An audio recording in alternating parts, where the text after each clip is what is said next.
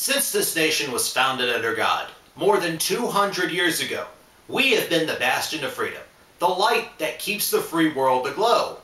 We do not covet the possessions of others. We are blessed with the bounty we share. We have rushed to help other nations. Anything, anytime, anywhere. War is just not our nature. We won't start, but we will end the fight. If we are involved, we shall be resolved to protect what we know is right. We have been challenged by a cowardly foe who strikes and then hides from our view. With one voice we say, we have no choice today. There is only one thing to do. Everyone is saying the same thing and pray that we end these senseless moments we are living, as our fathers did before. We shall win this unwanted war, and our children will enjoy the future we'll be giving. That was the historical poem For America, written by the late Hall of Fame broadcaster Jack Buck. He recited it on September 17, 2001, 1 week after the terrorist attacks on September 11th of that year. Baseball was called upon to help this country heal itself from its massive wounds from the week earlier. I don't think I even have to explain why I'm bringing this up, but I'll have more on that. And this past weekend's action next on the Hot Corner.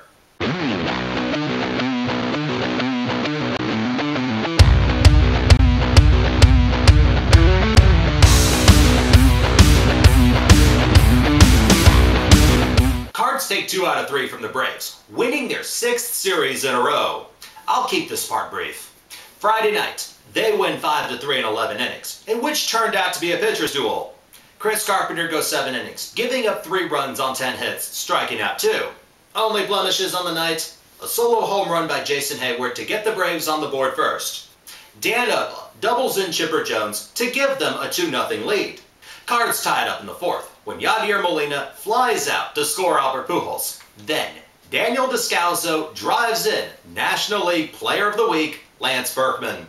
That's right, 2nd time this year Fat Elvis gets the award. And keep in mind, he has never won this thing through all the years that he's played with the Houston Astros. Carp gets hit by a pitch in the top of the 7th, right on the hand.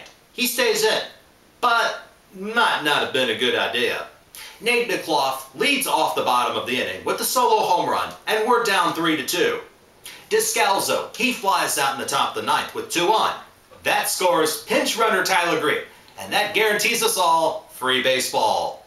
In the 11th, Braves reliever Corey Guerin hits Ryan Terrio, then walks pinch hitter Mark Hamilton a couple batters later. Nick Punto comes through with the game-winning 2-run triple. Jason Mott comes in, walks 1, but gets the next 2 out. Trevor Miller, he comes in and actually gets the final out, which means he gets his first save since the 2008 season.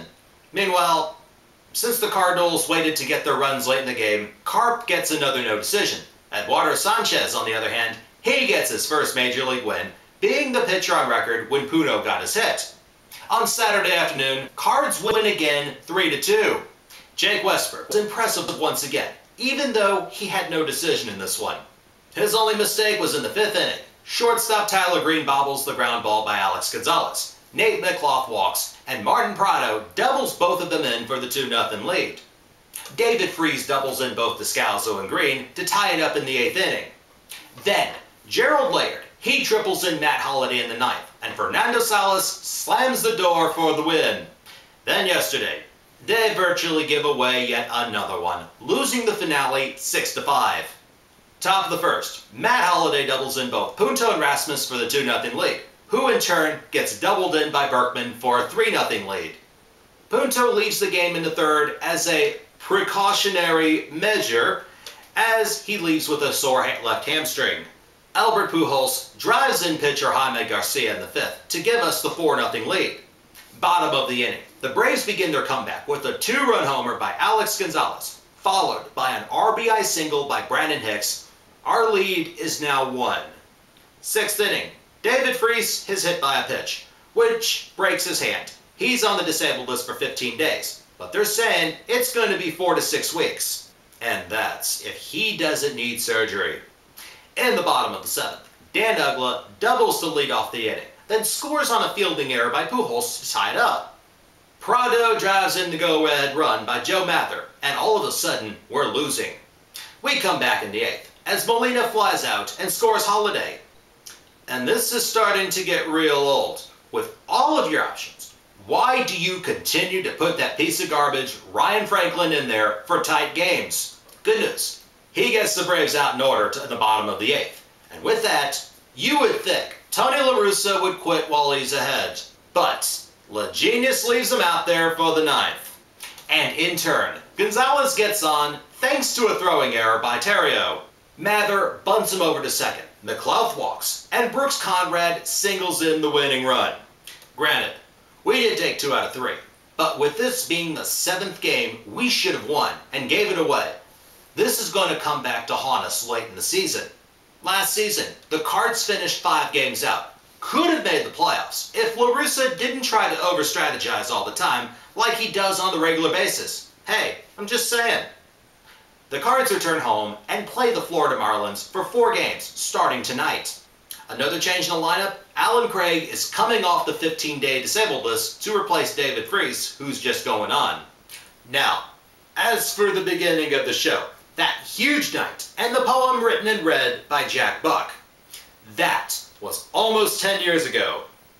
Last night, there was vindication for the many who were lost on 9/11, as the Navy SEALs stormed into a compound in Pakistan and gunned down that slimeball who caused all of this mess, Osama Bin Laden.